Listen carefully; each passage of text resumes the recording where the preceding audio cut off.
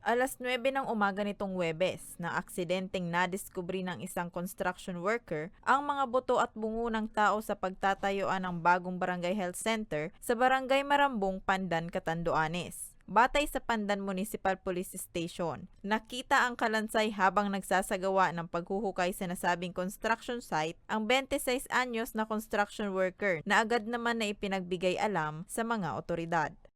Pinagbibigay alam din po ito sa ating kapulisan sa Pandan.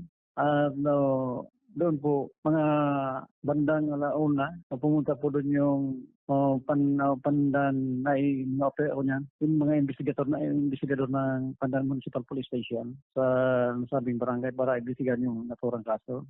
Nakipag-ugnayan na rin ang Pandan MPS sa Catanduanes Provincial Forensic Unit. Nakatakda ring isailalim sa skeletal analysis ang nakuhang kalansay. Pinapakanda ko ng masusing investigation yung mga investigador ko para malaman kung may mga nawawala bang o mga missing person ba dun sa nasabing na barangay o sa katabing barangay ng nasabing bayan. Sa ngayon, nagpapatuloy pa din ang ginagawang investigasyon ng PNP. Para sa mga balitang tatak Bicol, Rose Bilista.